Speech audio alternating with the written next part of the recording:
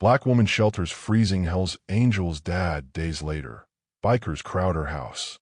This is a story about how one moment of kindness on the coldest night of the year would bring an army of leather-clad bikers to a quiet neighborhood, transforming the life of a woman who had nothing but her generous heart to give. Hey, beautiful souls, welcome back to my channel. I hope you're somewhere warm and cozy tonight, wherever you're watching from. Drop a comment and let me know what corner of the world you're tuning in from. I love connecting with all of you. And if you haven't hit that subscribe button yet, do it now, because stories like this one will remind you why human kindness still matters in this crazy world. The wind screamed like a wounded animal against Diana Ripley's thin apartment walls, rattling the loose window frame that she'd been meaning to fix for 3 months. 22 degrees below zero, the kind of cold that could kill you in minutes if you weren't careful.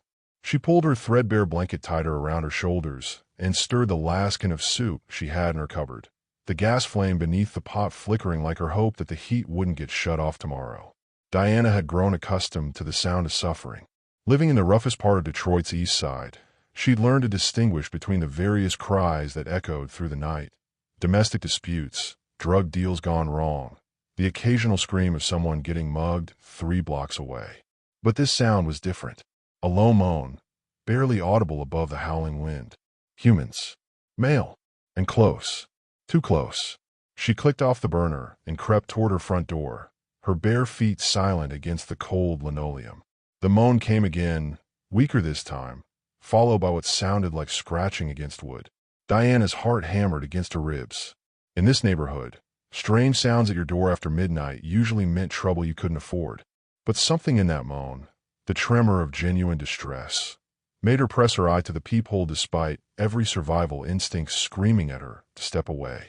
What she saw made her breath catch in her throat. An elderly white man lay crumpled against her doorframe like a discarded coat, his silver hair matted with ice crystals that glittered under the flickering porch light. His clothes, expensive-looking leather jacket, dark jeans, heavy boots, were soaked through and steaming slightly in the frigid air. His lips had turned blue, and his entire body shook with violent tremors that meant hypothermia was already setting in. Diana's hand hovered over the deadbolt. Every rational thought told her to call 911 and let the paramedics handle it. She had enough problems without taking in strangers, especially ones who could afford leather jackets that probably cost more than her monthly rent. This man didn't belong in her neighborhood, which meant he was either lost or running from something. Neither option felt safe. But as she watched, the man's shaking intensified, and he made another weak attempt to knock, his knuckles barely grazing the door before his hand fell limply to his side. His eyes fluttered closed, and Diana realized with a chill that had nothing to do with the weather that she was watching someone die. "Damn it," she whispered, her breath fogging in the cold air that seeped through every crack in the old building. She unlatched the deadbolt. The moment she cracked the door open, the full force of the blizzard hit her like a physical blow. Snow and ice swirled into her apartment, and the temperature dropped 10 degrees instantly. The man looked up at her with eyes so pale blue they were almost gray, confusion and gratitude warring in his weathered features. "Please," he whispered, the word barely audible through his chattering teeth. I'm lost." Diana had seen enough death in her 28 years to recognize it approaching. This man had maybe 30 minutes before the cold claimed him completely. She could see it in the way his skin had taken on that waxy pallor, the way his breathing had become shallow and irregular. "Can you stand?" she asked, already reaching for his arm. He tried to push himself up and immediately collapsed back against the doorframe, his legs clearly unable to support his weight. Diana bit back a curse. At 5'4" and barely 120 pounds, she wasn't built for carrying unconscious men. But she'd grown up in foster homes where you learned to be resourceful or you didn't survive. "What's your name?" she asked, wrapping her arms around his torso and beginning the difficult process of dragging him inside. "Henry," he mumbled, trying to help but mostly dead weight. Henry Corleone. The name meant nothing to her, but something in the way he said it, with an automatic caution, like he wasn't sure he should be giving it, made her pause. She got him across the threshold and managed to kick the door closed behind them, immediately cutting off the brutal wind. Henry Corleone collapsed onto her worn sofa, still shivering violently. and Diana got her first good look at him in the lamplight. Despite the hypothermia and exhaustion, there was something commanding about his presence. The expensive leather jacket wasn't just good quality. It was pristine, well-maintained, the kind of thing someone treated with respect. His boots were custom-made, she realized, and his jeans, though soaked, had been tailored. This wasn't some random homeless man who'd gotten caught in the storm. "I need to get you out of these wet clothes," Diana said, already moving toward her small bedroom to find something dry. "You're going into shock." But as she turned back with an armful of oversized sweatshirts and blankets, she found Henry staring at her with an intensity that made her skin prickle. His pale eyes had sharpened, the confusion clearing as the warmth began to return feeling to his extremities. "You don't know who I am," he said, and it wasn't a question. Diana paused, the blankets clutched against her chest. "Should I?" For a long moment, Henry just studied her face, as if trying to decide something important. Finally, he shook his head and accepted the dry clothes she offered. "No," he said quietly. "It's better if you don't." But as Diana helped him into the bathroom to change, she noticed something that made her blood run cold.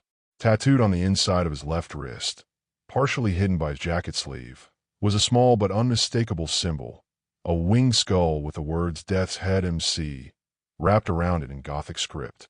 She'd seen enough crime documentaries to know what that meant. Henry Corleone wasn't just anyone's father. He was a Hell's Angel. And now he was sitting in her living room, warming his hands around a cup of her last tea bag, completely at her mercy. Diana's mind raced as she tried to process what this meant. Has someone tried to kill him? Was he running from the law? From his own people? And most terrifyingly, when they realized where he was, would they come looking for him?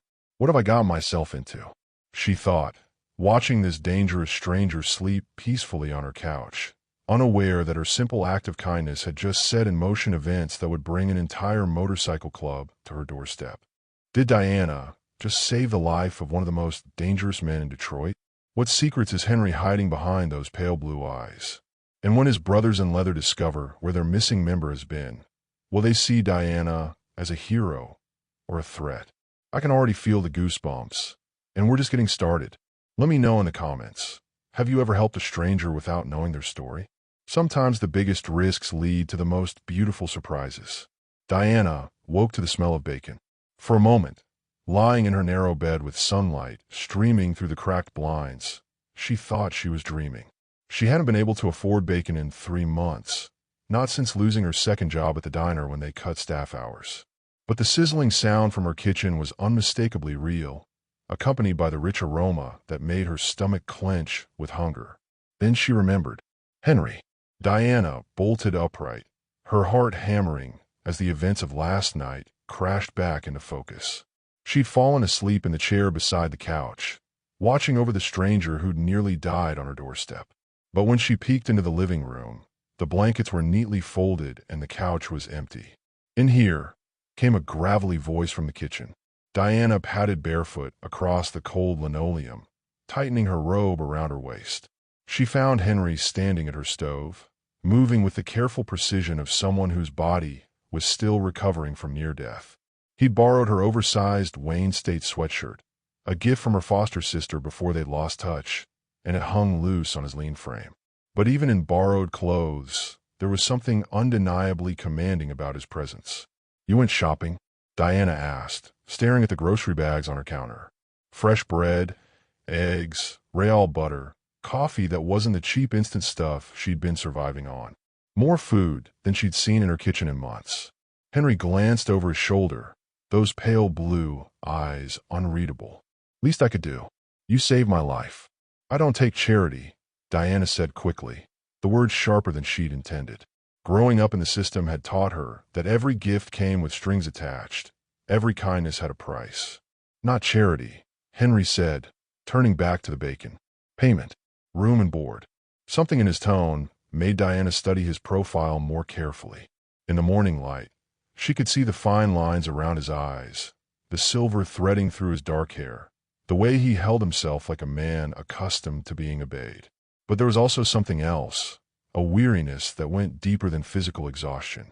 "How long were you out there?" she asked. Henry was quiet for so long that Diana thought he wouldn't answer. When he finally spoke, His voice was barely above a whisper. 3 days. Diana's breath caught. 3 days. In this weather? How are you even alive? Stubborn, I guess. He plated the bacon with movements that were almost ritualistic, like he'd done this exact thing countless times before. My wife used to say I was too mean to die. The past tense hit Diana like a physical blow. She'd learned to read grief in people's voices, had heard it enough on her own. She passed. Cancer. 2 years ago. Henry set the plate on her small table and gestured for her to sit. Fought it for 3 years before it finally won. Diana watched him pour coffee into 2 mismatched mugs, his hands steady despite everything he'd been through. There was something almost sacred about the way he moved, like cooking breakfast was a prayer or a meditation. What were you doing out there? She asked gently. In the storm, I mean. Henry's jaw tightened, almost imperceptibly. Bad decisions. Old habits. He met her eyes across the table. Some things you run from catch up, eventually. Before Diana could ask what he meant, a sharp knock echoed through the apartment. 3 quick raps, pause, 2 more. Diana recognized the pattern immediately. That's Mrs. Chun, she said, already rising from the table. My neighbor. She probably smelled the food. But when Diana opened the door, it wasn't just elderly Mrs. Washington from next door. Standing in the narrow hallway were 3 of her neighbors. Mrs. Washington with her ever-present floral housecoat, Jerome Foster clutching a baseball bat, and Keisha Parker holding her baby daughter against her hip. Diana, honey, Mrs. Washington said, her dark eyes wide with concern. There's been strange cars circling the block all morning. Black SUVs with tinted windows. Jerome saw them twice already, driving real slow like they're looking for something. Diana's blood turned to ice. She glanced back toward the kitchen where Henry sat frozen at her table, a piece of bacon halfway to his mouth. Maybe it's nothing, Diana said carefully. Could be anybody. Nah, Jerome said, shifting the bat in his grip. The 18-year-old had grown up harder than most, carrying himself like someone always ready for a fight. These ain't cops. Cops don't drive cars that nice. And they ain't social workers either. Wrong neighborhood, wrong time of day. Keisha bounced her baby nervously. Diana, if you're in some kind of trouble. I'm not, Diana said quickly. Too quickly. Mrs. Washington studied Diana's face with the sharp eyes of someone who'd raised 7 children and buried 2 husbands. At 73, she'd seen enough lies to spot one at 20 paces. Child, I've known you since you moved into this building 4 years ago, she said gently. You've never had visitors who drove anything fancier than Jerome's busted Honda. And now suddenly there's expensive cars prowling the streets the morning after the worst blizzard in 10 years. Diana felt Henry's presence behind her before she saw him. He appeared at her shoulder like a ghost, moving with that predatory silence she was beginning to associate with dangerous men. Her neighbor's reaction was immediate and telling. Jerome's grip tightened on the bat. Keisha stepped protectively back, and Mrs. Washington's eyes narrowed. But Henry simply nodded politely, like he was meeting friends at a church social instead of facing down suspicious neighbors in a rough Detroit hallway. Morning, he said in that gravelly voice. Henry Corleone. I'm sorry if I caused any concern. The name meant nothing to them, but Diana could see her neighbors cataloging details. The expensive boots, the way he carried himself, the faded but unmistakable edge of danger that clung to him like cologne. Mr. Corleone was caught in the storm last night, Diana explained. I found him collapsed on my porch. He was nearly frozen to death. It was the truth, just not all of it. But Mrs. Washington's expression softened slightly. For all her suspicion, she understood the code of their neighborhood. You help people in need, no questions asked. Well, she said slowly, that was Christian of you, baby girl. But those cars, probably coincidence, Henry said smoothly. Wrong neighborhood, like your friend said. I'll be moving on soon as the road's clear. But even as he spoke the words, Diana caught something in his eyes, a flicker of uncertainty that made her realize he wasn't as sure about that as he sounded. After her neighbors left, Diana closed the door and leaned against it, suddenly exhausted. The simple act of helping a stranger was spiraling into something far more complex than she'd bargained for. They're looking for you, she said. It wasn't a question. Henry nodded slowly. Probably. Ooh, police. No, Henry returned to the kitchen and began clearing the breakfast dishes with mechanical precision. My family. Diana followed him, her mind racing. Your family drives around in black SUVs. It's complicated. Complicated how? Henry turned to face her, and for the first time since she'd found him, Diana saw something vulnerable in his expression. Behind the commanding presence and the dangerous edge, she glimpsed the exhausted father he really was. My son thinks I'm dead, he said quietly. And maybe that's for the best. The words hung in the air between them like a challenge. Diana had spent her entire life surrounded by broken families, absent fathers, mothers who disappeared into addiction or despair. But she'd never seen pain quite like what was reflected in Henry's pale eyes. Why? She whispered. Henry was quiet for a long moment, staring out her small kitchen window at the snow-covered street below. When he finally spoke, his voice carried the weight of years of regret. Because the last time I saw him, I told him he was a disappointment, that he'd never be the man I wanted him to be. That was 6 months ago. Diana felt something crack open in her chest. She knew that particular brand of abandonment, and had lived with it every day since her own father walked out when she was 7. The difference was, Henry had the power to fix it. But you're not dead, she said. No, but I might as well be. What drove a father to let his son believe he was dead? And when Henry's dangerous family finally tracked him down to Diana's doorstep, would they see her as the woman who saved him, or the witness who needed to be silenced? Drop a comment below. Have you ever had to choose between protecting someone you love and being honest with them? Sometimes the most loving thing feels like the cruelest. The sound started like distant thunder, a low rumble that seemed to come from the earth itself. Diana was washing the breakfast dishes when it reached her, vibrating through the thin walls of her apartment building like the approach of some mechanical storm. Henry's hands went completely still on the dish towel he'd been folding. What is that? Diana asked, but even as the words left her mouth, the rumble grew louder, more distinct. Not thunder. Engines. Dozens of them. Henry's face had gone ashen, all the color draining from his weathered features. They found me. The roar intensified, echoing off the narrow street like cannon fire. Diana rushed to her living room window and peered through the blinds, her heart hammering against her ribs. What she saw made her legs go weak. Motorcycles. Harley-Davidsons, mostly, chrome gleaming even under the overcast sky. They poured into her quiet residential street like a black river, engines growling and pipes thundering as they took positions around her building. 20 bikes. 30. More still arriving. And every single rider wore the same leather vest with the unmistakable death's head patch across the back. Oh God, Diana whispered, backing away from the window. Oh God, oh God. The neighbors were already reacting. Across the street, she could see Mrs. Patterson pulling her children inside and slamming the door. Jerome appeared at his window with a phone pressed to his ear, probably calling 911. Even from 4 stories up, Diana could feel the fear rippling through the building like a virus. Hell's Angels had just surrounded her home. Diana. Henry's voice was steady, but when she turned to look at him, she saw something that terrified her more than the army of bikers outside. Resignation. Like a man who'd been running from the inevitable and finally accepted his fate. They're here for you, she said. Yes. Are they going to hurt me? Henry's jaw worked silently for a moment. That depends. On what? On whether you're smart enough to let me walk out that door and never look back. The engines outside suddenly went quiet, creating a silence more ominous than the thunder had been. Diana crept back to the window and watched as the bikers dismounted in perfect synchronization, like a military unit. They were all men, ranging in age from their 20s to their 60s, united by leather, chrome, and an aura of barely contained violence. But it was the man who stepped forward from the largest bike that made Diana's breath catch. He was younger than Henry, maybe 40, with the same pale blue eyes and the same commanding presence. But where Henry carried himself with weary resignation, this man radiated fury. Even from 4 stories up, Diana could see it in the rigid set of his shoulders, the way he removed his helmet with sharp, precise movements.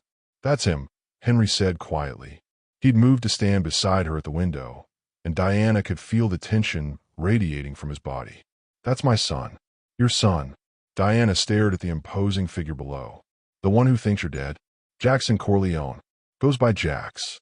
Henry's voice carried a complex mixture of pride and regret. President of the Death's Head Charter. It has been since I left. Diana watched as Jax surveyed the building with calculating eyes, taking in every detail like a general planning a siege. He was beautiful in a dangerous way, all sharp angles and controlled power, the kind of man who commanded attention without saying a word. How do they find you? Diana asked. Security cameras, traffic lights, ATM machines. Henry touched his jacket pocket. Cell phone I thought I turned off. When you've got the resources they have, tracking someone is just a matter of time and motivation. Below, Jax was organizing his men with hand signals, positioning them at every entrance to the building. This wasn't a random show of force. It was a carefully orchestrated operation. What do they want? Diana whispered. Me. Dead or alive, doesn't matter which. The casual way Henry said it made Diana's stomach lurch. Your own son wants you dead. I cost him everything that mattered, Henry said simply. His mother, his respect, nearly got him killed because of my mistakes. He's better off without me. But as Diana watched Jax directing his men, she saw something that contradicted Henry's words. The younger man's movements were tight with barely controlled emotion, and when he looked up at the building, Diana caught a glimpse of something that looked suspiciously like desperate hope. He doesn't look like someone who wants you dead, she said softly. Henry followed her gaze and went very still. For a moment, father and son stared at each other across 4 stories and 6 months of bitter silence. Diana held her breath, waiting for some sign of recognition, reconciliation, anything. Instead, Jax's expression hardened into something that could cut glass. He turned away from the window and barked an order that sent 3 of his men toward the building's main entrance. They're coming up, Diana said, her voice barely a whisper. Henry nodded, his shoulders squaring like a man preparing for execution. When they knock, you tell them you don't know anything. You found a stranger half dead in the snow. You helped him. He left this morning.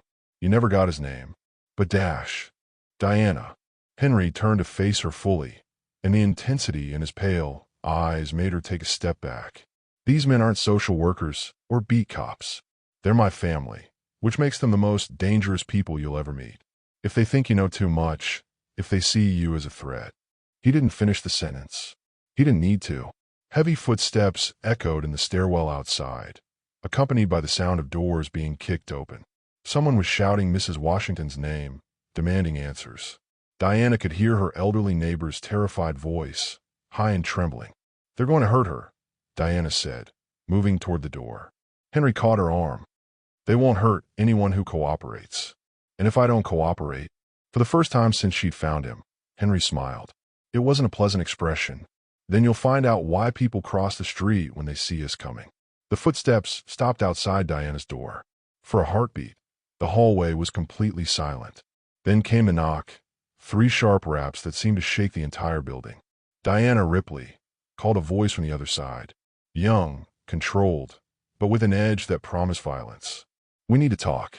Diana looked at Henry, her mind racing. She could lie, play dumb, hope they believed her and left peacefully. Or she could open that door and face whatever came next with the truth. But as she stared into Henry's resigned eyes, Diana realized something that changed everything.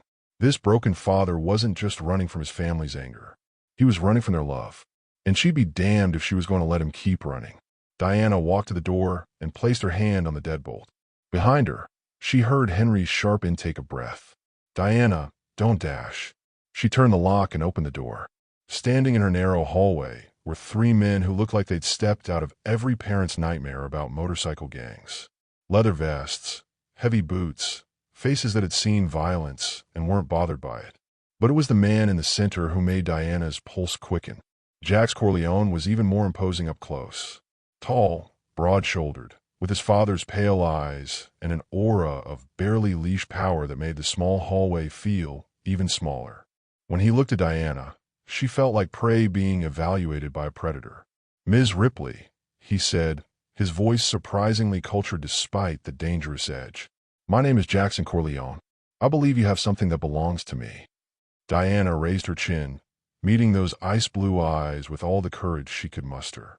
That depends, she said. Are you here to hurt him, or to bring him home? The question hung in the air like a challenge. Behind Jax, his men shifted restlessly, hands drifting toward weapons Diana preferred not to think about. But Jax himself went very still, his eyes searching Diana's face with an intensity that made her feel exposed. "Ma'am," he said finally, "that's between me and my father." Diana had just opened her door to the most dangerous man in Detroit. But as she looked into Jax Corleone's eyes, she realized the real danger wasn't the violence they might bring. It was the broken love between father and son that had brought them here. Sometimes the most terrifying thing isn't what people might do to you. It's what they might do to themselves. Have you ever had to choose between safety and doing what's right? Let me know in the comments. For a moment that stretched like eternity, nobody moved. Diana could feel Henry's presence behind her like a physical weight, could sense Jax's men, calculating distances and angles in the narrow hallway. The air crackled with the kind of tension that usually preceded violence. Then Henry stepped into view. "Hello, son." Diana watched Jax's face transform, a dozen emotions flickering across his features in rapid succession. Shock, relief, fury, pain, and something that looked dangerously like hope before his expression locked down into something cold and unreadable. "You son of a bitch," Jax said quietly, and Diana could hear 6 months of grief and rage compressed into those 4 words. "Do you have any idea what you put us through?" "I know exactly what I put you through," Henry replied, his voice steady. "It was necessary." "Necessary?" Jax took a step forward, and Diana instinctively moved between them, her small frame a ridiculous barrier between 2 dangerous men. "Mom died thinking you were never coming home. She waited for you every single day, and you let her die believing you were already dead." The words hit Henry like physical blows. Diana saw him flinch, saw something crack in his carefully maintained composure. "She was better off without me," Henry said, but his voice had lost its certainty. "That wasn't your choice to make." Jax's control finally snapped, and Diana got a glimpse of the rage he'd been holding back. "She loved you, you selfish bastard. We all did. And you just disappeared." "I had to," Henry said desperately. "After what happened with the Torelli contract, after they came for you, Dash. That's enough." Jax's voice cut through his father's words like a blade. His pale eyes flicked to Diana, as if suddenly remembering she was there. "We're not discussing family business in front of civilians." Diana felt a flare of indignation. "Excuse me, but this is my home. If you want to have your family reunion somewhere else, Dash." "Ma'am," one of Jax's men said, stepping forward with a hand resting casually on his jacket. "Maybe you should step aside and let us handle this." The threat was subtle but unmistakable. Diana's mouth went dry, but she held her ground. Something about Jax's reaction to his father, the pain she'd glimpsed beneath the anger, made her willing to take the risk. "No," she said firmly. "Your father nearly died on my doorstep last night. I'm not stepping aside until I know he's going to be safe."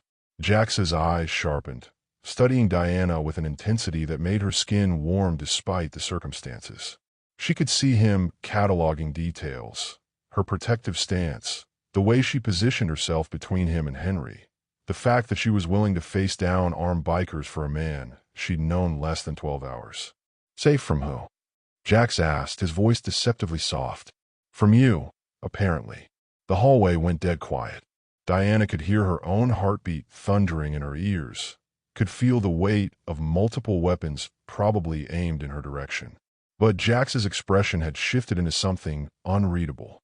"You think I'm here to hurt him? I think you're here to punish him," Diana said, her voice steadier than she felt. "And sometimes those are the same thing." For a long moment, Jax just stared at her. Then, to Diana's surprise, he stepped back and gestured for his men to do the same.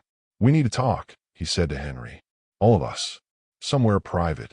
Diana looked back at Henry, saw the resignation in his face warring with something that might have been relief. After a moment, he nodded. "Come in," Diana said, stepping aside. "But if anyone pulls a weapon in my home, they're leaving through the window." She caught Jax fighting back what might have been a smile. "Yes, ma'am."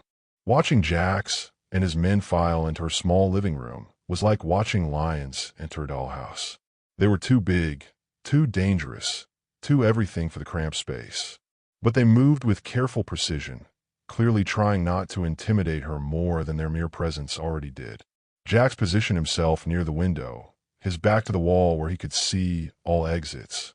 His men took similar strategic positions, leaving Henry standing awkwardly in the center of the room like a defendant awaiting judgment. "You look like hell," Jack said finally, and Diana caught the concern he was trying to hide beneath the criticism. "Feel worse," Henry admitted. "How'd you find me?" "Traffic cam caught you getting off the bus downtown 3 days ago. After that, it was just a matter of canvassing the neighborhood." Jax's eyes flicked to Diana. "Lucky for you. Ms. Ripley here has a reputation for helping strays." "How do you know about my reputation?" Diana asked, surprised. "We asked around. Mrs. Washington had some interesting stories about the woman who helps everyone, but never asked for help herself." The fact that he'd taken time to investigate her, to understand who she was before coming up here, shifted something in Diana's perception of Jackson Corleone. This wasn't just a dangerous biker looking for his missing father. This was a man who did his homework, who tried to understand the people involved before making decisions that could affect their lives. "Why did you run?" Jax asked his father, and Diana could hear the genuine pain beneath the question. "After the funeral, you just vanished. No note, no goodbye, nothing. Do you know what that did to the club? What did it do to me?" Henry's hands clenched into fists at his sides. "You're better off without me." "Stop saying that." Jax exploded, his careful control finally cracking. "You don't get to decide what's better for me. You're my father." "I'm a liability," Henry shot back. "Everything I touch turns to ash. Your mother, the club, you dash." "That's not true." The quiet statement came from Diana, and both men turned to look at her in surprise.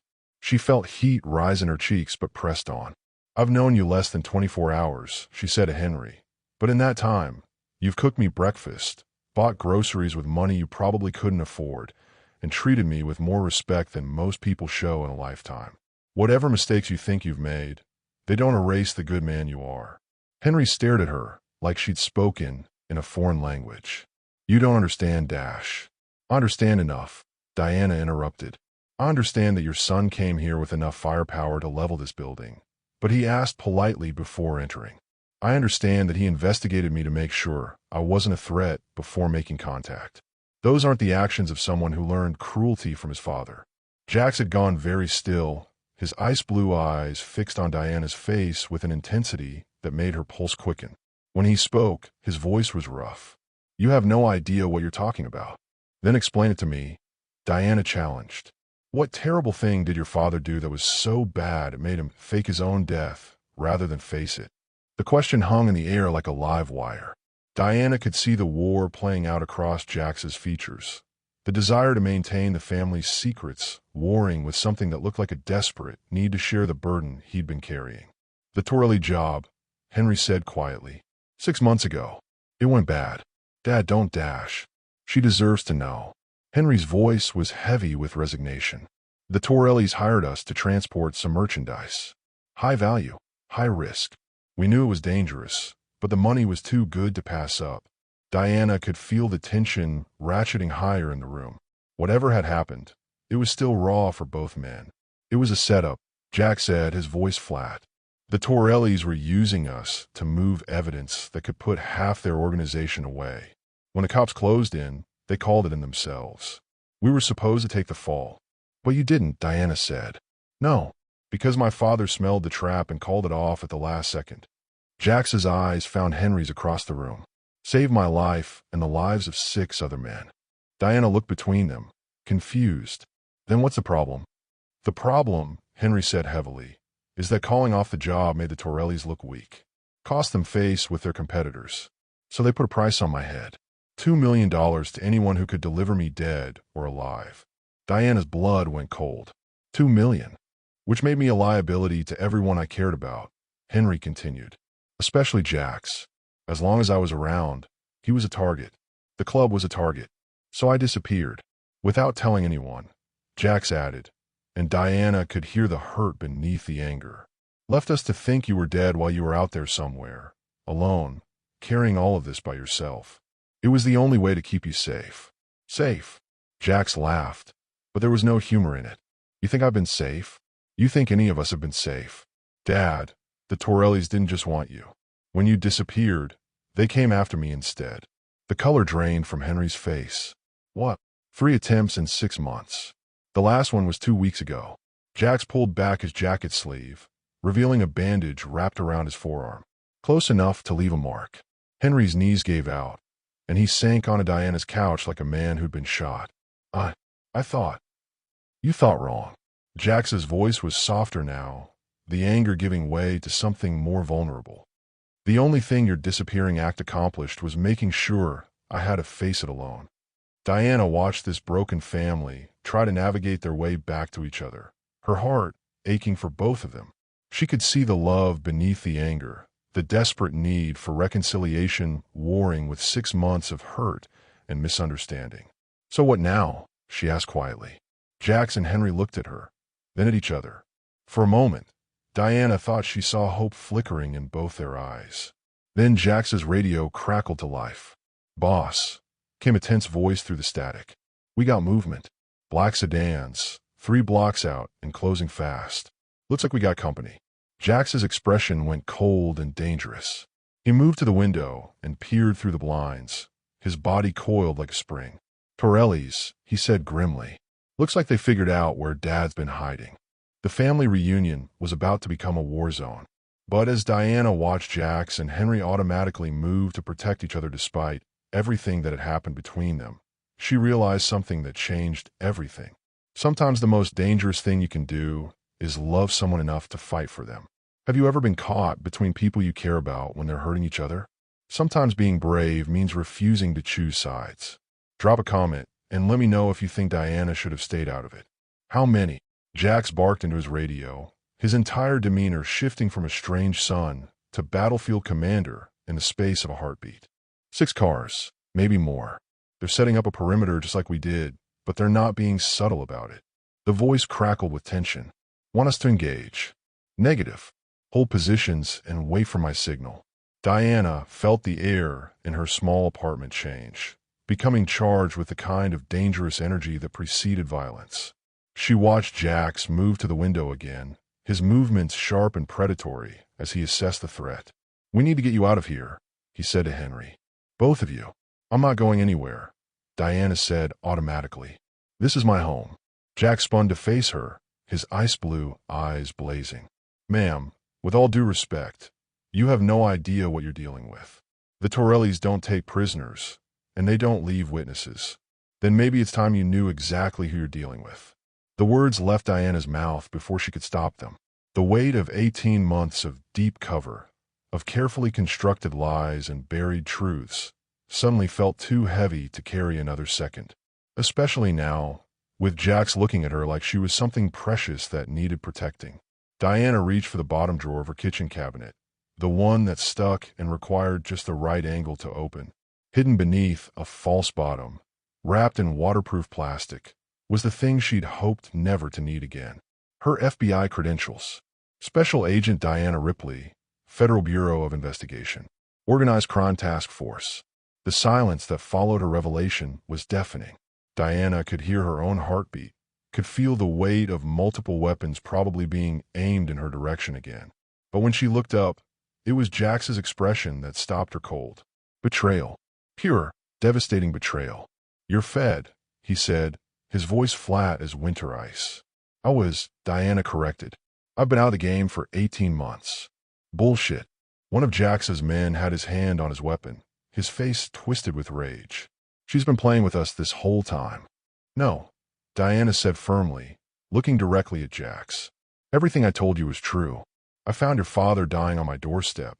I brought him inside. I fed him. The only thing I didn't tell you was why I wasn't afraid." "Because you're a trained federal agent," Henry said quietly. He was staring at Diana like he was seeing her for the first time. "You knew who I was the moment you saw the tattoo." "I suspected, but it didn't matter." "Didn't matter?" Jax's voice was deadly quiet. "You're telling me it didn't matter that you're a federal agent, and we just confessed to enough felonies to put us away for life." Diana met his gaze steadily, even though seeing the trust drain from his eyes felt like a physical wound. "It didn't matter because I stopped being a federal agent the day my partner was killed." The admission hung in the air like a challenge. Diana could see Jax processing this information, his sharp mind cataloging implications and possibilities. Kill how, he asked. Executed. By people just like the Torellis. Diana's voice was steady, but Jax caught the tremor of old pain beneath the words. We were getting close to breaking a major trafficking ring. Someone on the inside tipped them off. My partner, Agent Sarah Chun, was shot in the head and left in an alley like garbage. And you blame the system, Henry said, understanding dawning in his pale eyes. I blame everyone. The dirty cops, the bought judges, the federal prosecutors who make deals with monsters because it's easier than doing their jobs. Diana's composure finally cracked. 18 months of suppressed rage bleeding through. Sarah died because we trusted the wrong people. Because we believed the system would protect us while we tried to protect everyone else. Jax had gone very still, his eyes never leaving Diana's face. So you quit. I try to quit. Turns out the FBI doesn't just let you walk away when you know what I know. So I made a deal. Complete radio silence. Total isolation. No contact with my old life. In exchange, they let me disappear. Into this neighborhood, Jax said, pieces clicking together. Into poverty. Into obscurity. Diana nodded. Where federal agents don't usually look for people like you. The irony wasn't lost on any of them. Diana had hidden from her own people in the same place where Henry had hidden from his enemies, and Jax had hidden from his grief. The Torellis, Henry said suddenly. If you were working organized crime, I know exactly who they are, Diana confirmed. And I know the bounty on your head isn't about the job you walked away from. Jax's radio crackled again. Boss, they're moving. Looks like they're setting up for a siege. But Jax ignored the radio, his attention completely focused on Diana. What do you mean? Diana looked between father and son, seeing the same sharp intelligence in both their faces. The Torelli family has been under federal investigation for 3 years. The job they hired you for? They weren't moving evidence to hide it. They were moving it to deliver it to the FBI. Henry's face went white. What? The Torellis have been cooperating with the federal government in exchange for reduced sentences for the family leadership. That merchandise you were hired to transport, it was evidence against their competitors. Evidence that would have eliminated their biggest rivals and left them controlling most of the drug trade in 3 states. Jax was staring at Diana like she'd just redefined physics. You're saying they're government informants? I'm saying they're playing both sides. Giving the feds just enough to look cooperative while using federal resources to eliminate their competition. Diana's voice was bitter with the knowledge of how deep the corruption went. When you walked away from that job, you didn't just cost them face. You cost them a federal operation that would have made them untouchable. Jesus, Henry breathed. No wonder they want me dead. They don't just want you dead anymore, Diana said grimly. They want everyone who knows about the setup dead. That includes Jax. It includes me now that I've told you, and it definitely includes anyone else who might have figured out what really happened. The radio crackled with increasing urgency. Boss, we need orders. They're moving into position. But Jax was still staring at Diana, something complex and unreadable working behind his ice blue eyes. Why are you telling us this? Diana felt heat rise in her cheeks, but she held his gaze. Because 18 months ago, I watched my partner die. Because people like the Torellis think they can buy their way out of justice. And because she swallowed hard, forcing herself to continue. Because I've spent less than 24 hours with your family, and I've seen more honor and loyalty than I saw in 10 years with the federal government. Diana, Jax said, and her name on his lips sounded different somehow. Rougher, more intimate. And because, she continued, her voice barely above a whisper, I'm tired of watching good people get hurt by people who think money and connections make them untouchable. For a moment that felt suspended in time, Diana and Jax stared at each other across her small living room. The air between them crackled with something that had nothing to do with the approaching danger and everything to do with the way he was looking at her, like she was something rare and dangerous and absolutely essential. Then the windows exploded inward. Glass showered the room as smoke canisters rolled across the floor, filling the apartment with thick, choking fog. Diana heard Jax shouting orders, heard Henry cursing, and heard the thunder of boots on the stairs outside. Strong hands grabbed her shoulders, pulling her down behind the couch just as automatic weapons fire shattered what was left of her windows. Stay down, Jax growled in her ear, his body covering hers as bullets whined overhead. Diana could barely see through the smoke, but she could feel the heat of Jax's body pressed against hers, could smell leather and danger, and something uniquely male that made her pulse race despite the chaos around them. "They're not taking prisoners," she gasped. "Neither are we," Jax said grimly, and Diana caught the flash of a pistol in his hand. "Hope you remember your training, Agent Ripley." The federal agent who tried to disappear was about to find out that some fights you can't run from. But as Diana felt Jax's protective embrace and saw the fierce determination in Henry's eyes, she realized something that changed everything. Sometimes the most dangerous thing you can do is trust the right people with the truth. Have you ever had to choose between the life you built and the person you used to be? Sometimes the past catches up whether you're ready or not. Let me know in the comments what you think Diana should do next. The gunfire stopped as suddenly as it had started, leaving behind a ringing silence that somehow felt more ominous than the chaos. Diana could hear her own ragged breathing, could feel Jax's heart hammering against her back where he still covered her with his body. "Report," Jax whispered into his radio, his voice barely audible. Static answered him, then more static. "Tommy? Rico? Anyone?" Nothing. Jax's entire body went rigid against Diana's, and she felt a chill that had nothing to do with the winter air pouring through the shattered windows. In the space of 30 seconds, they'd gone from having backup to being completely alone. "They're jamming communications," Diana whispered, recognizing the tactical silence. "Military-grade equipment." "Or federal," Jax said grimly, and Diana caught the accusation in his voice. Before she could respond, a voice echoed through the smoke-filled apartment, cultured, calm, and absolutely terrifying in its reasonableness. "Mr. Corleone, Agent Ripley, I think it's time we had a conversation." Diana felt Jax tense beside her. Through the dissipating smoke, she could make out figures moving in her hallway, professional and coordinated.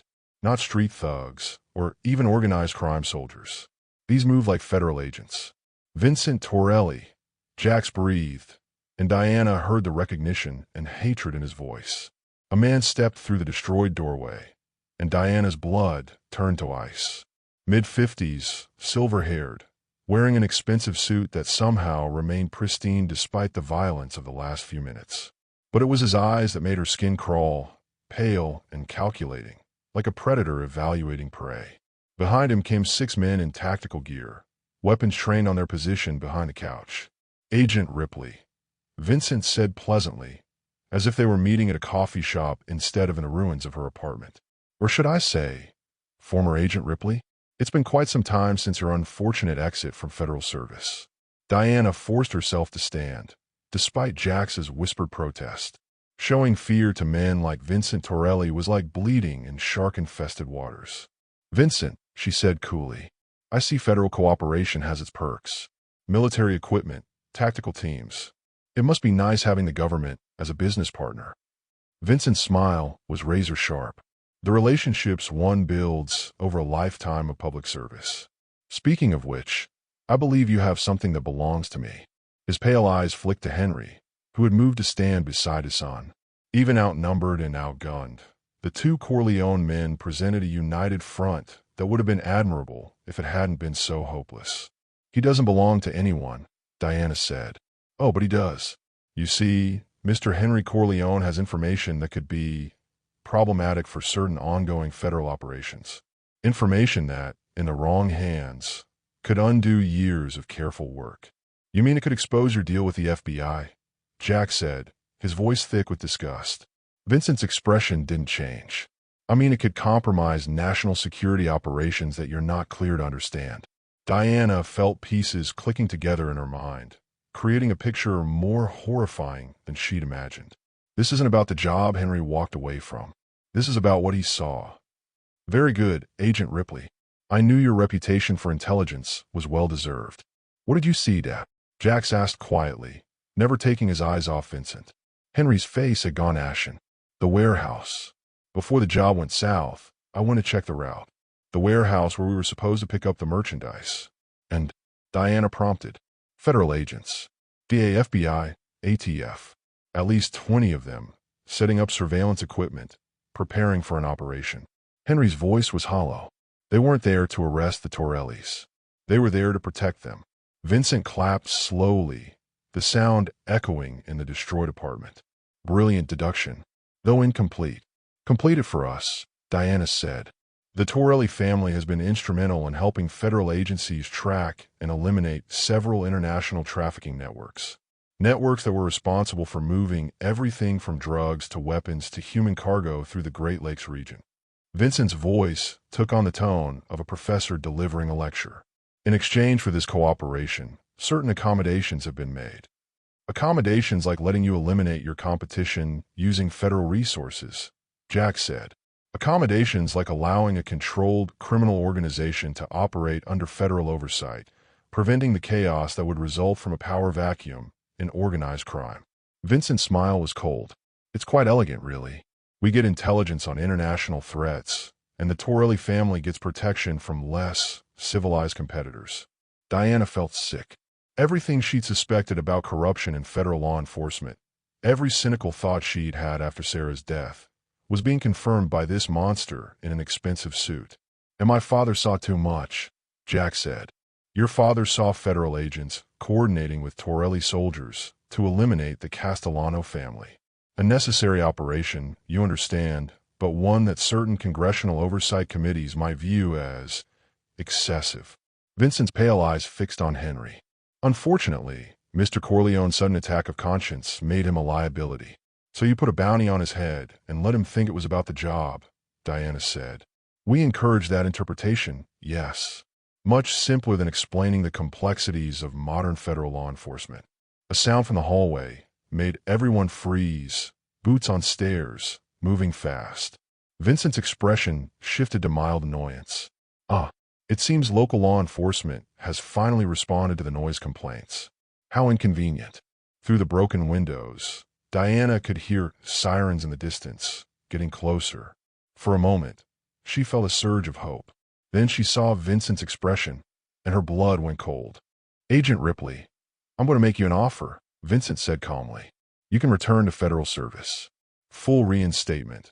Your partner's death properly investigated. A chance to make real change from within the system. Diana's heart hammered against her ribs. Everything she'd wanted for 18 months. Justice for Sarah. A chance to fight corruption from the inside. A return to the life she'd lost. In exchange for your silence about what you've learned here. And your assistance in resolving the Henry Corleone problem. The words hit Diana like a physical blow. They weren't just asking her to walk away. They were asking her to help them murder the man who'd trusted her enough to eat her breakfast and tell her about his dead wife. Diana, Jack said quietly, and she could hear the fear beneath his controlled voice. Not fear for himself, but fear that she might actually consider the offer. Diana looked at Vincent Torelli's confident smile, at his tactical team's weapons trained on the people she was beginning to care about, at the promise of everything she'd lost being handed back to her. Then she looked at Jack's, whose ice-blue eyes held a desperate kind of hope, and at Henry, who was watching her with the resigned expression of a man who'd been betrayed before. I have a counteroffer, Diana said.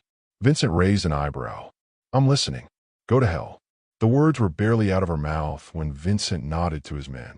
Diana saw the weapons swing toward Jack's and Henry, saw Vincent's pleasant expression transform into something ugly and predatory. I was hoping you'd be reasonable, Vincent said. But I suppose some people prefer to learn lessons the hard way. The tactical team moved with professional precision, zip-tying Jack's and Henry's hands before Diana could blink. She tried to fight, tried to reach the weapon she could see in Jax's holster, but someone grabbed her arms and forced them behind her back. The local police will find 3 bodies, Vincent said conversationally as his men worked. A federal agent who came out of hiding to pursue a vendetta against organized crime, and 2 motorcycle gang members who killed her before turning their weapons on each other. Tragic, really. But these things happen when people choose violence over cooperation. Diana felt despair settle in her chest like a physical weight. She'd gambled everything on doing the right thing, and she'd lost. Worse, she'd gotten Jax and Henry killed in the process. I'm sorry, she whispered to Jax, who was being forced to his knees beside his father. Jax met her eyes, and to her surprise, he smiled. No, you're not. Before Diana could ask what he meant, The sound of engines filled the air outside. Not cars this time. Motorcycles. Dozens of them, approaching fast and loud. Vincent's expression shifted from confident to concerned. "I thought you said their communications were jammed." "They were," one of his men replied, moving to the window. "This is something else." Through the broken glass, Diana could see motorcycles pouring into the street below. Not just Death's Head colors, but patches she didn't recognize. Different clubs, different territories, all converging on her building with military precision. "What the hell?" Vincent breathed. Jax was grinning now, despite the zip ties cutting into his wrists. "You really don't understand how this works, do you?" "What are you talking about?" "When you attack a club president," Jax said, his voice carrying dangerous satisfaction, "when you threaten his family, when you cross certain lines, it stops being about individual clubs." The sound of boots thundered in the stairwell outside, but these weren't police boots. These were heavy, coordinated, and accompanied by the distinctive jingle of chains and leather. "You're looking at a war council," Henry said quietly, pride evident in his voice despite their situation. "Every major MC within 200 miles. Vincent's face had gone pale. "That's impossible. These clubs hate each other." "They hate outsiders more," Jack said. "Especially outsiders who think they can use federal badges to eliminate people who live by a code you'll never understand." The apartment door exploded inward, and Diana's small living room filled with bikers. But not just Death's Head members. She could see patches from the Steel Wolves, the Iron Brotherhood, the Savage Saints. Natural enemies united by something bigger than their individual grievances. At the front of the group stood a woman Diana didn't recognize, late 30s, blonde, with the kind of dangerous beauty that suggested she could kill you with her bare hands and make it look elegant. "Hello, Vincent," the woman said pleasantly. "Remember me? Sophia Santos, ATF. We met during your last federal cooperation meeting." Vincent's face went white. "That's impossible. You're dead."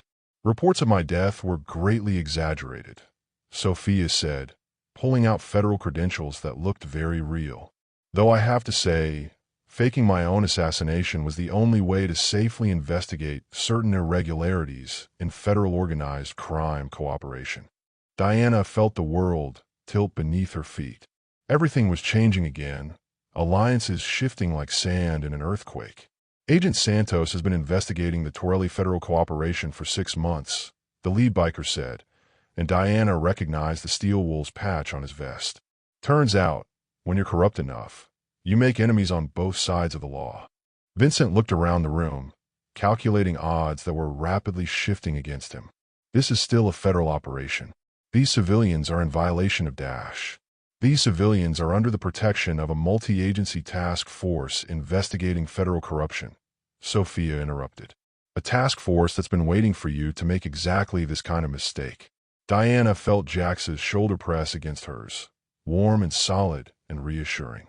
But even as hope began to bloom in her chest, she could see Vincent's expression shifting from panic to something far more dangerous. Corner predators were always the most deadly. "If I'm going down," Vincent said quietly, "I'm taking all of you with me."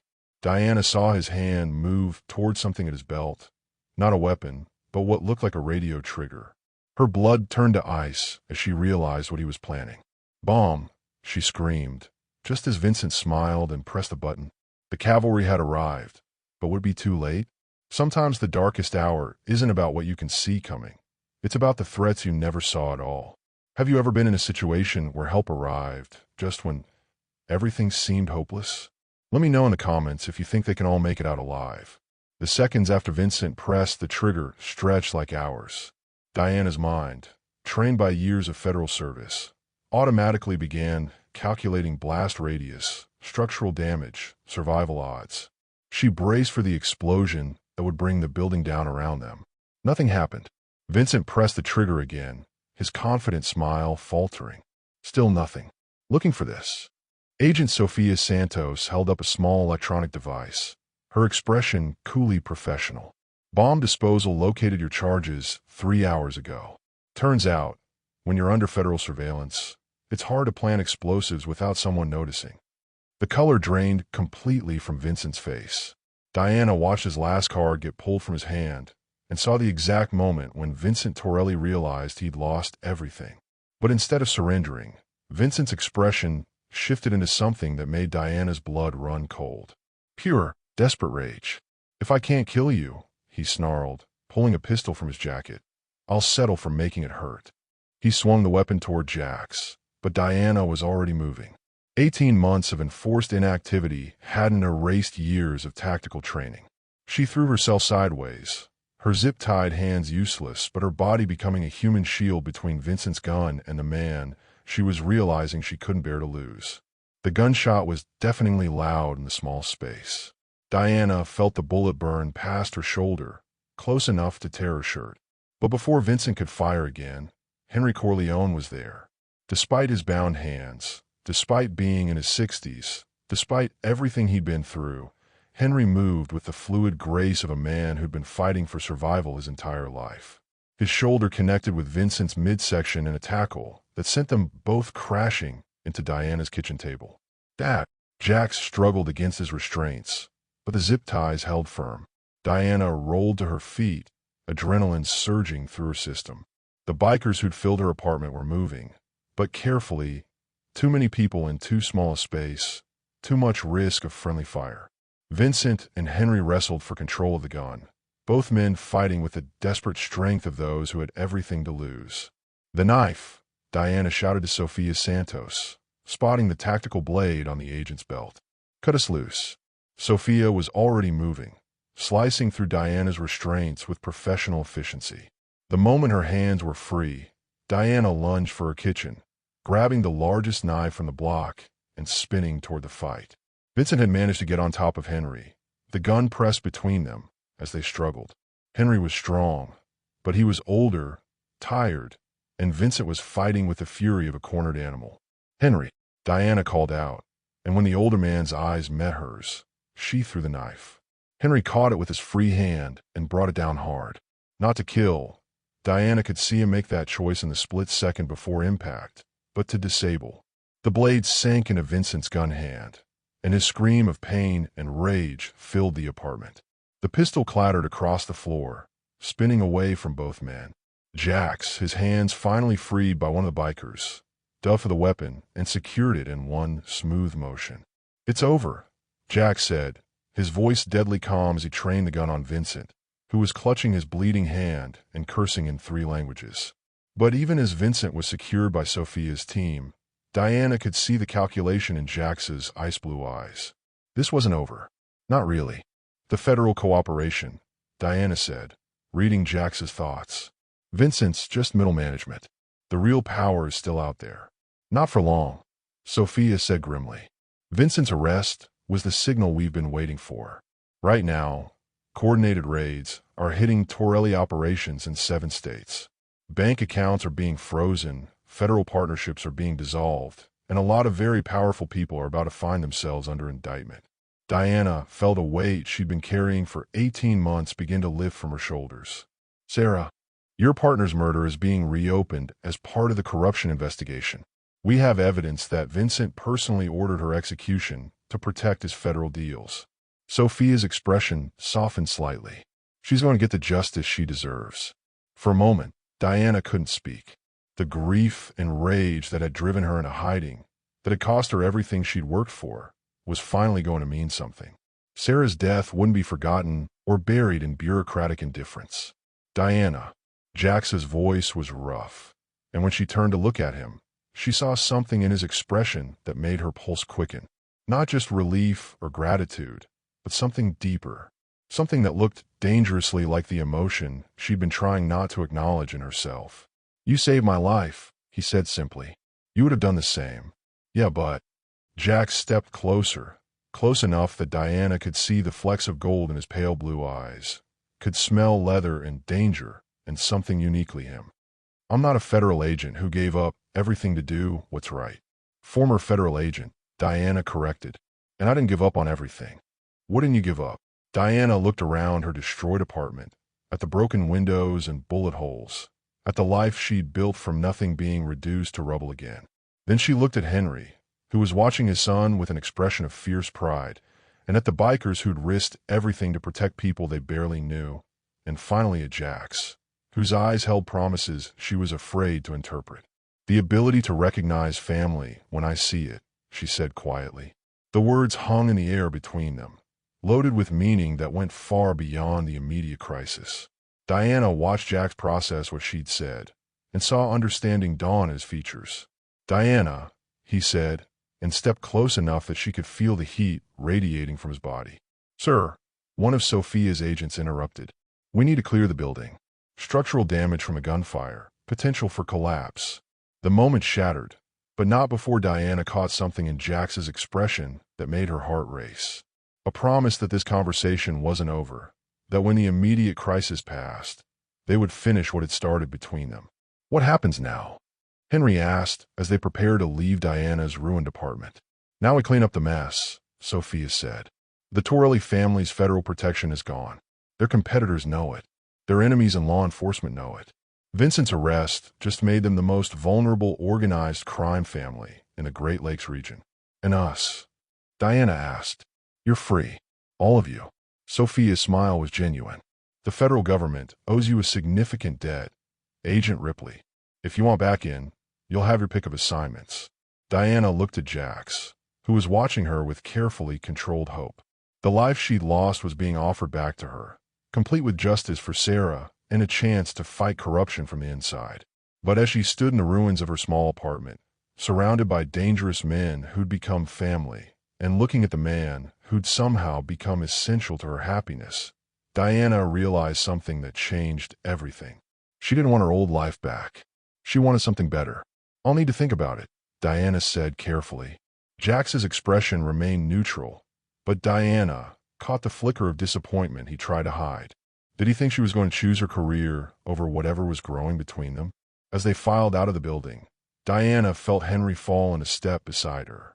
"You know," the older man said quietly, "I spent 6 months thinking I was protecting my son by staying away from him. And turns out the only thing I was protecting him from was having a father who loved him." Henry's pale eyes, so like his son's, found Diana's face. "Sometimes the thing you think you want isn't the thing that will make you happy." Diana looked ahead to where Jax was coordinating with the other bikers, his natural leadership evident in the way the other men deferred to his judgment. Even in crisis, even surrounded by federal agents and rival club members, he commanded respect through sheer force of character. "He's a good man," Henry continued. "Better than I ever was. And he looks at you like you hung the moon." "We barely know each other," Diana protested weakly. "I knew I was going to marry my wife after 3 days," Henry said with a slight smile. "When you know, you know. The question is, are you brave enough to trust it?" As they reached the street, Diana saw the full scope of what had assembled to protect them. Dozens of motorcycles, federal vehicles, and enough firepower to start a small war. But it was the sight of Jax directing the organized chaos, his strong hands gesturing as he coordinated their next moves, that made her decision for her. She'd spent 18 months running from her past. Maybe it was time to run toward her future instead. Sometimes the bravest thing you can do is trust that something beautiful can grow from the ashes of everything you've lost. Diana had found her family in the most unlikely place. But would she be brave enough to choose love over safety? Have you ever had to choose between the life you planned and the life that was calling to you? Sometimes the best decisions are the ones that scare you most. Let me know in the comments what you think Diana should do. 3 weeks later, Diana stood in the ruins of her apartment, surveying the damage by daylight. The federal cleanup crew had removed the bullet casings and blood, but they couldn't erase the bullet holes in her walls or repair the shattered windows that led in the November wind. She wasn't alone. Jax leaned against what remained of her kitchen counter, watching her with those ice-blue eyes that had become far too familiar for her peace of mind. In the weeks since Vincent's arrest, they'd maintained a careful distance, professional interactions during the federal debriefing, polite conversation when their paths crossed. But the tension between them had only grown stronger, like a wire stretched to its breaking point. "Insurance adjuster says it's a total loss," Diana said, trying to keep her voice casual. "Apparently, federal gunfight isn't covered under most standard policies. The federal government's offering a settlement," Jax pointed out. "Agent Santos said they'd relocate you anywhere you want. New identity, fresh start, protection if you need it." Diana nodded. not trusting herself to speak. The offer was generous, more than generous. A new life in witness protection, or a return to federal service with a promotion and a commendation. Everything she'd lost, handed back to her on a silver platter. "When do you leave?" Jax asked, and Diana caught the careful neutrality in his voice. "That depends." "On what?" Diana turned to face him fully, her heart hammering against her ribs. 3 weeks of careful politeness, of professional distance, of pretending that what had happened between them in this apartment hadn't changed everything. "On whether you're going to keep pretending that what's between us doesn't exist." Jax went very still, his pale eyes searching her face. "Diana, I know what you're thinking," she continued, the words rushing out before she could lose her nerve. "I'm a federal agent. You're a motorcycle club president.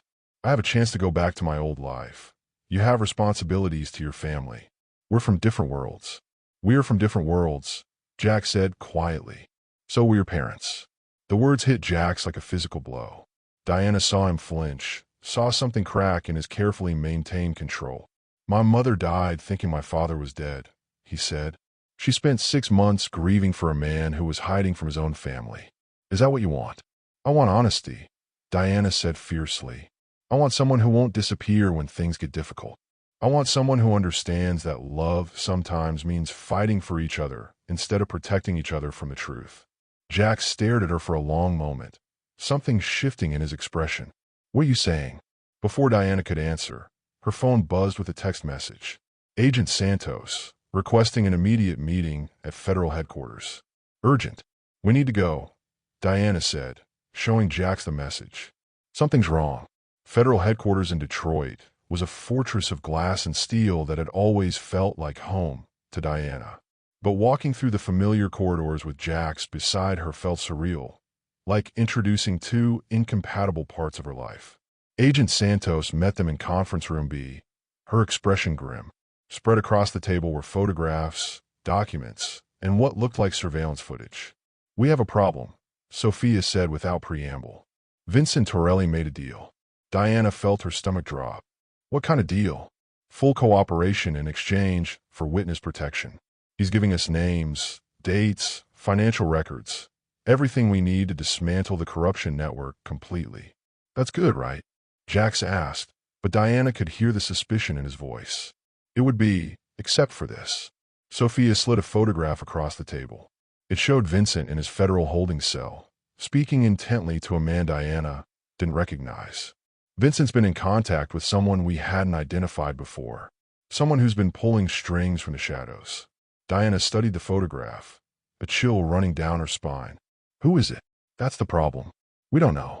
But based on Vincent's testimony, this person has been orchestrating federal organized crime cooperation for over a decade. Vincent was just the public face of the operation." Jax leaned forward, his expression dangerous. "You're saying there's someone bigger than Vincent?" "We're saying Vincent was middle management," Sophia confirmed. "And whoever's really in charge just realized their entire operation is compromised." "What does that mean for us?" Diana asked. "It means you're still in danger. All of you." Vincent's arrest was supposed to end this, but instead, it just forced the real power into the open. Sophia activated a screen on the wall, displaying what looked like a floor plan. 3 hours ago, someone accessed Vincent's federal holding facility using legitimate credentials. They had a 20-minute conversation, then left. 30 minutes later, Vincent was found dead in his cell. The room went dead silent. Diana felt the blood drain from her face as the implications hit her. "Suicide?" Jax asked. "Staged to look like one. But Vincent left us a message before he died." Sophia clicked to the next image, a hastily scrawled note in Vincent's handwriting. He wrote one word: "Sarah." Diana's world tilted beneath her feet. "Sarah? My partner Sarah. We think Vincent was trying to tell us something about Agent Chen's murder. Something that connects her death to whoever's really running this operation." Diana's mind raced.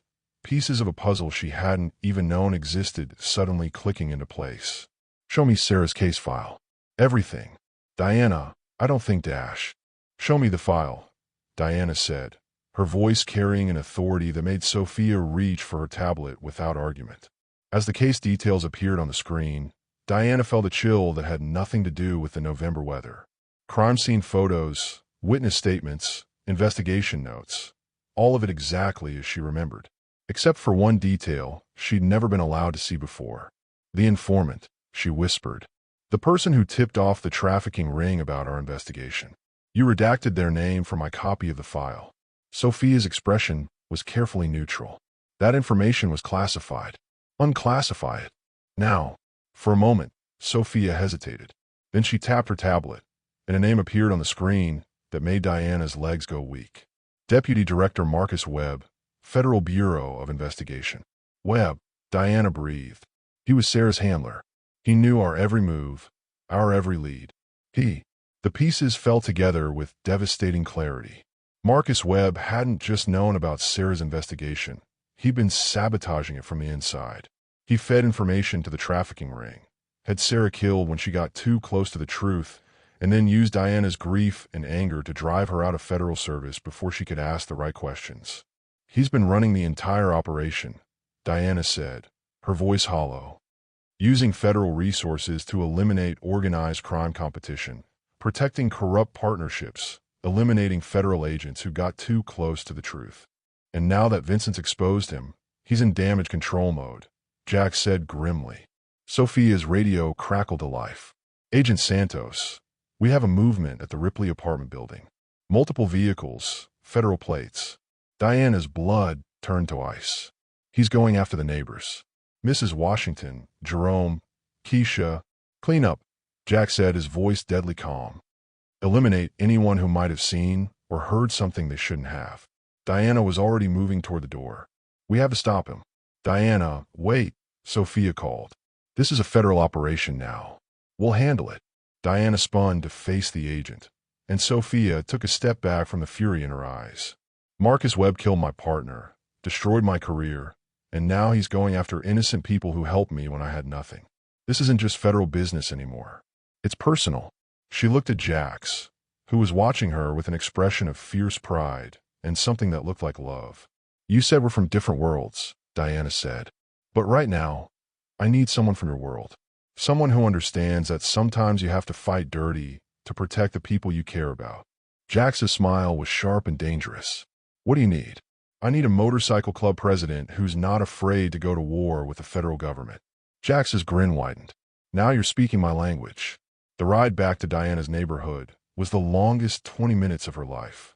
Jax's Harley roared beneath them, Diana's arms wrapped around his waist as they wove through traffic with the kind of reckless precision that only came from years of running from law enforcement. Behind them, a convoy of Death's Head motorcycles followed, joined by riders from the Steel Wolves, Iron Brotherhood, and every other club that had answered Jax's call. Federal agents and unmarked cars kept pace, creating a surreal parade of law enforcement and outlaw bikers united by a common enemy. As they rounded the corner onto Diana's street, her worst fears were confirmed. Black SUVs surrounded her building, federal agents in tactical gear positioning themselves at every entrance. But these weren't Agent Santos' people. Diana could tell by their movements, their equipment, their complete disregard for civilian safety. Third floor apartment, she called to Jax over the engine noise, pointing to Mrs. Washington's window. Elderly woman lives alone. If Webb's cleaning house. Jax nodded grimly and spoke into his radio. All units, priority is civilian protection. Lethal force authorized. The words should have shocked Diana, a motorcycle club president authorizing lethal force against federal agents. Instead, she felt a savage satisfaction. Marcus Webb had destroyed enough lives. It was time for someone to stop him. They parked 2 blocks away and approached on foot, using the network of alleys and fire escapes that Jax's men knew were like their own backyard. Diana could hear shouting from inside her building, doors being kicked open, terrified voices crying out in languages she didn't recognize. Emergency exit, Jax whispered, pointing to a fire escape that led directly to Mrs. Washington's floor. Can you climb? Diana answered by swinging onto the ladder and hauling herself up with movements that spoke of federal training she'd never lost. Behind her, Jax and his men moved with predatory silence, every sound calculated and controlled. As they reached the 3rd floor, Diana could hear Mrs. Washington's voice through her apartment door. Hi. Terrified, pleading with someone to leave her alone. She doesn't know anything, a culture voice was saying, but she's seen enough to be a potential problem. Diana recognized the voice from a dozen federal briefings, 100 interagency meetings. Deputy Director Marcus Webb, the man who'd killed her partner and destroyed her life, was standing in Mrs. Washington's living room preparing to murder an innocent 73-year-old woman.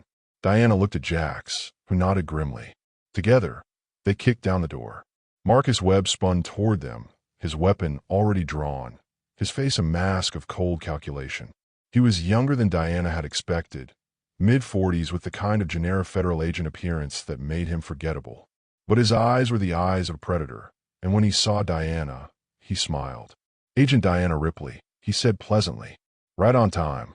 The puppet master had finally revealed himself, but Diana and Jax were walking into a trap that had been 18 months in the making. Sometimes the most dangerous enemy is the one who's been watching you all along. Have you ever discovered that someone you trusted was working against you the whole time? Sometimes the biggest betrayals come from the people closest to the truth. Drop a comment and let me know if you think Diana and Jax can take down someone who knows all their moves. "You know, Diana," Marcus Webb said conversationally, his weapon trained on Mrs. Washington while his eyes remained fixed on Diana and Jax. "I've been looking forward to this conversation for 18 months. Diana kept her hands visible but ready, her federal training warring with the rage that threatened to consume her rational thought. Behind Webb, Mrs. Washington sat in her floral armchair, tears streaming down her weathered cheeks, but her chin raised with the dignity of someone who'd survived 7 decades of life's hardships. "Let her go, Marcus," Diana said, her voice steady despite the fury burning in her chest. "Your problem is with me." "Oh, but that's where you're wrong." Webb's smile was cold, reptilian. "My problem is with anyone who threatens an operation I've spent 10 years building. You, your biker boyfriend, this interfering old woman. You're all just loose ends that need to be tied up." Jax shifted slightly, and Diana caught the movement in her peripheral vision. He was positioning himself for a clear shot, but Webb was using Mrs. Washington as a human shield with the practiced ease of someone who'd done this before. "Sarah figured it out, didn't she?" Diana said, buying time while Jax maneuvered. "She realized you were feeding information to the trafficking networks." Agent Chun was an idealist, Webb said dismissively. She couldn't understand the bigger picture. Sometimes you have to work with criminals to catch bigger criminals. Sometimes you have to sacrifice the few to save the many. And sometimes you have to murder your own partner to protect your corrupt deals. Diana shot back. For the first time, Webb's composure cracked slightly. Sarah brought that on herself. She was going to expose relationships that took years to build, destroy operations that were saving thousands of lives. She was going to let perfect be the enemy of good. She was going to expose you for the monster you are. Webb's finger tightened on the trigger. "And now I'm going to finish what I started 18 months ago." But as Webb spoke, Diana heard something that made her heart race with hope. The sound of boots in the hallway outside. Heavy, coordinated, moving with military precision. Jax's men were in position. "You hear that?" Diana asked, a smile playing at the corners of her mouth. "That's the sound of your operation ending." Webb's eyes flicked toward the door, and in that split second of distraction, Jax moved. Not toward Webb. That would have been suicide with Mrs. Washington in the line of fire. Instead, he threw himself sideways, drawing Webb's attention and giving Diana the opening she needed. Diana dove forward, tackling Mrs. Washington and rolling them both behind the heavy oak coffee table that had probably been in the old woman's family for generations. Wood splintered as Webb's bullets tore through the antique furniture, but the solid construction held. "Federal agents," came a shout from the hallway. "Drop your weapons." But these weren't Webb's corrupted agents. Diana recognized Agent Santos' voice, backed by what sounded like half the federal law enforcement in Michigan. Webb spun toward the door, his weapon tracking toward the new threat. It was the opening Jax had been waiting for. Moving with the fluid grace of a predator, he closed the distance between them and brought Webb down in a tackle that sent them both crashing into Mrs. Washington's china cabinet. The gun went flying, skittering across the hardwood floor. Diana emerged from behind the coffee table and kicked the weapon away, her own training taking over as she assessed threats and secured the scene. But Webb wasn't finished. Even on the ground with Jax's considerable weight pinning him down, he managed to pull a backup weapon from an ankle holster. Diana saw the glint of metal, saw Webb's arm rising toward Jax's unprotected back. Without thinking, Diana drew the pistol she'd taken from one of Webb's own agents during the federal building confrontation. Time slowed as Webb's weapon centered on Jax, as her own sights aligned with Webb's center mass, as 18 months of grief and rage crystallized into a single, perfect moment of justice. But in that frozen instant, Diana made a choice that would have surprised her former federal agent self. Instead of taking the kill shot she dreamed about for 18 months, she adjusted her aim slightly and put a bullet through Webb's shoulder. The deputy director screamed and dropped his weapon, clutching his wounded arm, as Agent Santos and her team flooded the apartment. "What?" Jax asked later, as they watched paramedics load Webb into an ambulance under heavy guard. "You had him. You could have ended it." Diana looked up at this dangerous, beautiful man who'd somehow become essential to her happiness. Because Sarah wouldn't have wanted me to become a killer for revenge. She would have wanted justice, not vengeance. Jax studied her face in the flashing lights of the emergency vehicles, his ice blue eyes soft with something that looked like love. And now Webb will face trial for murder, corruption, and conspiracy. He'll spend the rest of his life in federal prison, and everyone will know exactly what kind of monster he really was. Diana's smile was fierce with satisfaction. That's justice.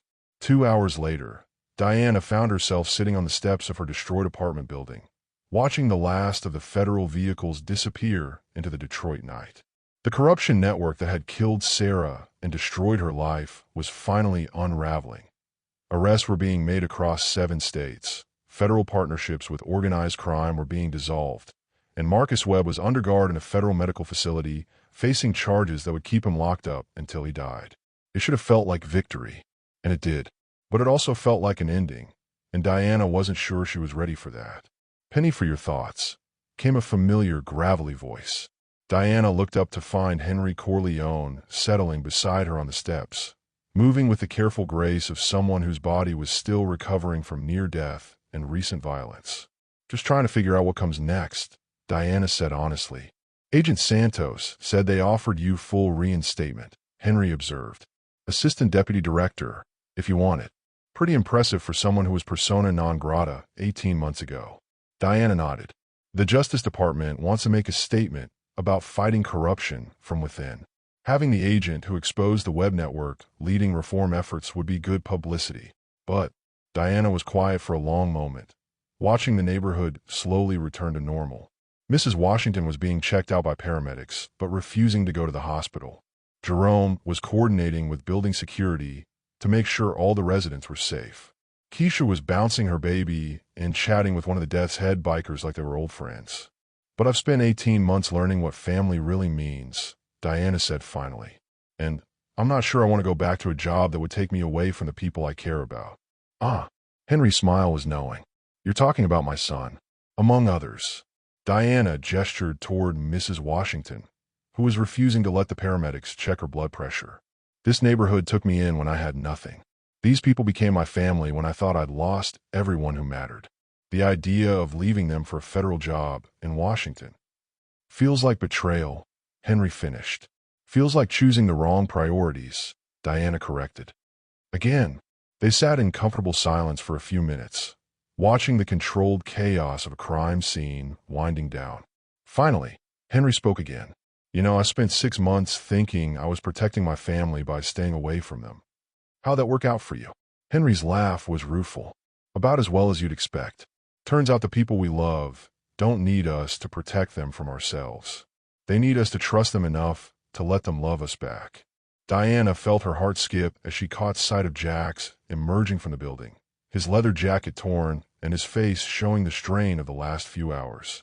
But when his eyes found hers across the chaos, his expression softened into something that made her pulse quicken. "He's a good man," Henry said quietly. "Better than I ever was. And he loves you." "We barely know each other," Diana protested weakly. "I knew I was going to marry my wife after 3 days," Henry said with a slight smile. "Love doesn't run on a schedule, Diana. It runs on truth. And the truth is, my son looks at you like you hung the moon, and you look at him like he's home." Jax had spotted them and was walking over, his stride confident despite the exhaustion evident in every line of his body. As he approached, Diana felt that familiar flutter of awareness, the sense that this man could be her future if she was brave enough to reach for it. "Ladies and gentlemen," Jack said, settling on the steps beside Diana, "it's officially over. Webb's task force has been dissolved, the Torelli organization is in federal custody, and Agent Santos assures me that all charges against the Death Head MC have been dropped." "What about the bounty?" Diana asked. "Canceled. Turns out, when your federal protection gets arrested for corruption, your enemies stop being afraid of you." Jack's smile was sharp with satisfaction. The Torellis are going to have bigger problems than one missing biker. Henry stood, stretching muscles that had taken too much abuse in the last few weeks. "I should let you two talk," he said diplomatically. "Dad," Jax called as his father started to walk away. "Where are you going to go?" Henry turned back, his weathered face creased with genuine emotion. "I was hoping I could come home. If there's still room for an old fool who's finally learned that family is worth fighting for." The smile that spread across Jax's face was brilliant enough to power the entire city block. "There's always room for family, old man." After Henry disappeared into the building to check on Mrs. Washington, Diana and Jax sat alone on the steps of her destroyed apartment, the weight of everything that had happened settling between them. "So," Jax said finally, "Agent Santos said the federal government offered you the world." "They offer me my old life back," Diana corrected. "That's not the same thing as the world." "What's the difference?" Diana turned to face him fully, her heart hammering against her ribs as she prepared to take the biggest risk of her life. "The difference is that my old life didn't have you in it." Jax went very still, his ice blue eyes searching her face with an intensity that made her feel exposed and cherished at the same time. "Diana," he said, and her name on his lips sounded like a promise. "Are you sure? Because once you choose this life, there's no going back. No federal protection, no witness relocation if things get dangerous. It's us and the family we build together." "I've spent 18 months running from danger," Diana said, reaching for his hand. "Maybe it's time I ran towards something worth the risk." Jax's smile was soft and dangerous and absolutely beautiful. "So what are you saying?" "I'm saying I love you, Jackson Corleone. I'm saying I want to build something real with you, something that can't be destroyed by corrupt federal agents or organized crime families or anything else the world throws at us." "And I'm saying yes," Jax said, pulling her close enough to feel his heartbeat against her chest. "To all of it. To build something real, to face down the world together, to loving you for the rest of my life." When he kissed her, it tasted like coming home. 6 months later, Diana stood in the doorway of the community center that had once been an abandoned warehouse, watching Jack coordinate the installation of new playground equipment with the kind of military precision that only former federal agents and motorcycle club presidents could appreciate. The Diana Ripley Community Outreach Center, named by the neighborhood residents despite her protests, had become exactly what she'd never known she wanted. A place where federal law enforcement training met street-level community activism, where former agents who'd been burned by corruption could find purpose helping the people government agencies too often ignored. Agent Santos had visited the week before, bringing news that the Webb investigation had resulted in 47 federal indictments and the complete restructuring of organized crime task forces across the Great Lakes region. Sarah's murder case had been officially solved, with Webb facing first-degree murder charges. Justice, finally, for her partner and friend. But the real victory was smaller, more personal. Mrs. Washington had insisted on helping with the community center's grand opening, despite being 73 and having recently survived a federal assassination attempt. Jerome had gotten into college on a scholarship Diana had helped him find. Keisha's baby daughter had taken her first steps in the center's new daycare facility. "You look happy," came a familiar voice behind her. Diana turned to find Henry approaching, carrying 2 cups of coffee and wearing the kind of peaceful expression she'd never seen on his weathered face during those desperate early days. "I am happy," Diana said, accepting the coffee gratefully. "How are you settling in?" "Better than I expected. Turns out retirement suits me, as long as it's the kind where I get to see my son every day and help raise the granddaughter I never thought I'd have." Diana's hand moved automatically to her still flat stomach, where a 6-week-old secret was growing into the future she and Jax were building together. They hadn't told anyone yet, wanted to keep the joy private for just a little while longer. Speaking of which, Henry continued with a knowing smile. My son is looking for you. Something about having important news to share. Diana found Jax in the center's main room, surrounded by bikers, community leaders, former federal agents, and neighbors, all working together to transform an abandoned space into something that could serve the people Webb's corruption had failed. When Jack saw her, his face lit up with the kind of joy that still took her breath away 6 months later. There's my wife, he said, and Diana felt the same flutter of happiness she experienced every time he used that word. They'd gotten married 3 months earlier in a ceremony that had probably given federal security specialists nightmares. Motorcycle club members and FBI agents celebrating together in Mrs. Washington's backyard, with Henry officiating under the authority of an online minister certification he'd gotten specifically for the occasion. What's the important news? Diana asked, sliding into Jax's arms like she belonged there. The building inspector just signed off on the renovation, Jax said, his grin widening. The Diana Ripley Community Outreach Center is officially open for business. The cheer that went up from the assembled crowd was loud enough to rattle the new windows.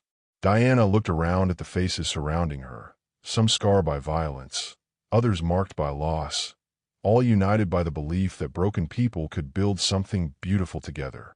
She thought about Sarah, wondered if her partner would approve of the life Diana had chosen.